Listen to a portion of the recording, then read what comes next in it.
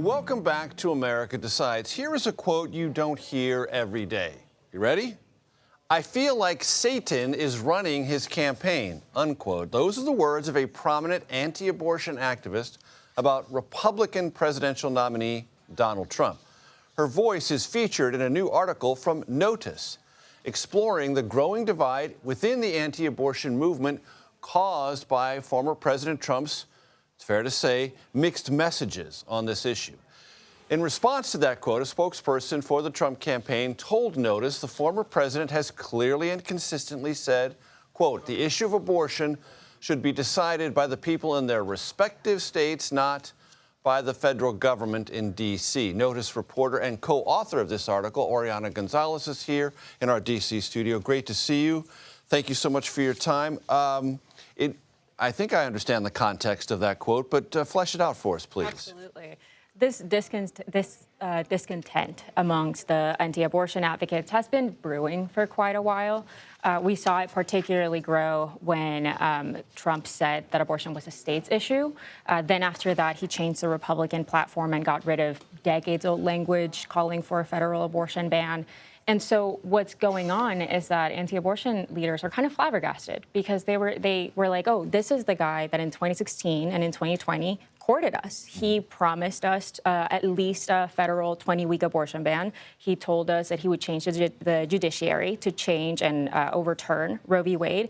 And now we see him kind of moderating that position. And that, you know, we're not blind to this. Since the Dobbs decision, poll after poll keeps showing that voters support abortion access. And so Trump and other Republicans, too, are kind of dancing around the issue, trying to figure out how to best message. And where Trump has landed specifically is saying, you know, that he's a moderate on it, that it's a state's issue, that 6 weeks is too short, and that... Or that's in reference to the Florida Precisely. law. Yeah. He was specifically saying that Florida's 6-week ban was too short. And that created just a ton of backlash coming at him from anti-abortion leaders who saw him initially as their guy, as their advocate. And they just don't think of him as that anymore. They think of him as like the best option compared to Kamala Harris, but not the number one. And is this having a material effect on either energy, activism, or just general sense of support for the former president in these crucial days leading up to November 5th? Absolutely. I mean, we know that this election is going to be tight. Every single vote counts here. And the anti-abortion movement has been a big part of the conservative coalition, I guess, since, you know, for decades at this point. And what we know and what I've heard, frankly, from a lot of anti-abortion advocates is that, you know, when we look at the people in this movement, a lot of them are single-issue voters. And so, you know, what is Trump doing here? It looks, some anti-abortion leaders say, that he's alienating that part of his base. And again, every single vote counts in November. Like the election could be decided by just a handful of votes at this point. So really, is he going to continue this rhetoric where he, you know, risks losing that part of his base that he definitely got in 16 and 20? Or is he going to start appealing more to that base and then potentially getting the abortion rights side a lot more fired up?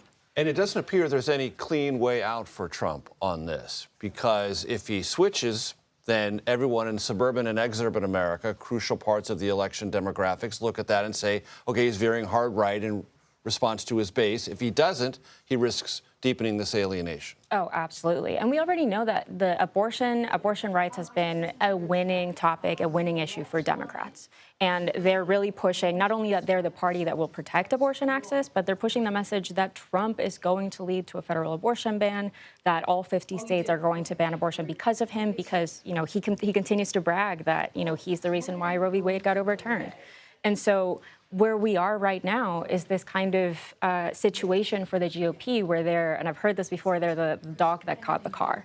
Before, when Roe v. Wade was in place, they really had that cushion to go as far as they could in their messaging, to really say, I don't like this decision, I want to ban abortion, knowing that because of Roe, there's always going to be something for them to fall on, to blame, as to why they couldn't get there. Now, I think what they didn't expect is that voters really, truly care about abortion. And Democrats are really taking that advantage.